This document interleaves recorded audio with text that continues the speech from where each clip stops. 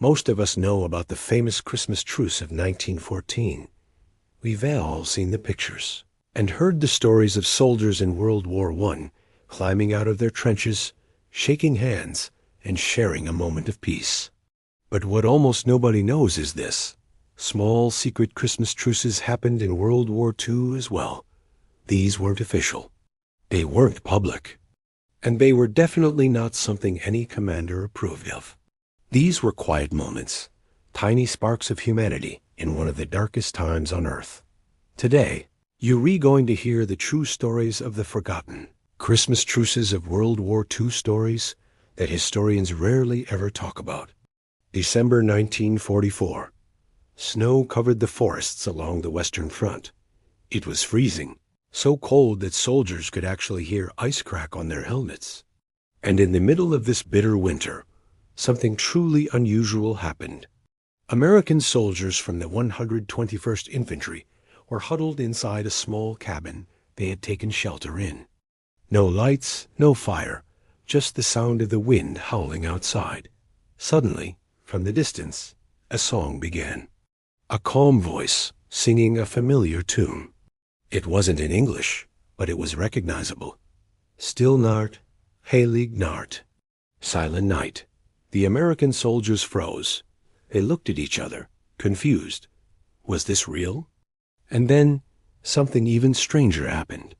One of the Americans softly whispered the English version of the lyrics. And before anyone could stop him, he began to sing. The entire forest fell quiet. Only two groups of soldiers, enemies separated by just a few trees, were singing the same Christmas song in their different languages. There were no shots, no shouting, just music. Later that night, a few German soldiers placed a small lantern on a tree stump, a silent signal of peace. The Americans didn't go near it. The Germans didn't move forward. But for that one night, both sides stayed silent. It was unofficial, unplanned, and unbroken until the sun rose the next morning. A small Christmas truce, hidden by the snow. Another forgotten story comes from Italy. Back in 1943, American troops were advancing through a mountain village, and German troops were positioned on the opposite ridge. Both sides were tired, hungry, and cold. But on Christmas Eve, something unexpected happened. A German soldier raised a small white cloth on a stick. It wasn't a surrender flag, it was a gesture. He slowly walked halfway down the slope. In his hand was a pack of cigarettes. The American soldiers watched him cautiously. After a few tense seconds, one American, a young man from Ohio, walked out to meet him. They approached each other slowly and stopped a few yards apart. The German soldier placed the pack of cigarettes on a rock and then stepped back. The American then placed a chocolate bar on the same rock and also stepped back. It was a simple, silent exchange. Then, both men nodded to each other, turned around, and walked back to their lines. There was no handshake, no conversation, just a small moment of humanity in the middle of all the chaos. Soldiers who were there later said it was the quietest night they had experienced in weeks. Nobody wanted to be the one to break that fragile peace. One of the most heartwarming stories came from a tiny farmhouse on the German-Belgian border. A woman named Elizabeth Vinken and her young son Fritz were hiding out during the harsh winter of Var, 1944. On Christmas Eve, there was a knock at their door. Outside stood 3 American soldiers, cold and completely exhausted. One of them was injured. Elizabeth welcomed them inside, even though helping them was incredibly dangerous. She prepared a small meal for them, just some potatoes, bread, and soup. But then there was another knock. This time, 4 German soldiers appeared at the door. Elizabeth bravely stepped outside and said firmly, "There are hungry and tired men inside. You are welcome to join us, but tonight there will be no fighting." Surprisingly, the Germans agreed. Inside that little farmhouse, enemies sat together at the same table. The Americans and Germans set their weapons aside. They shared the simple meal. They spoke softly to each other.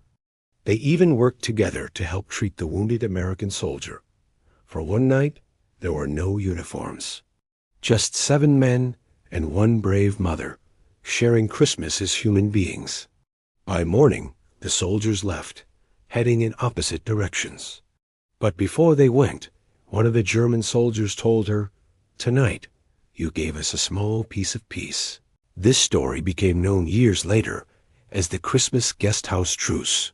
So, why didn't we learn about these stories in school? Why aren't they in our history textbooks?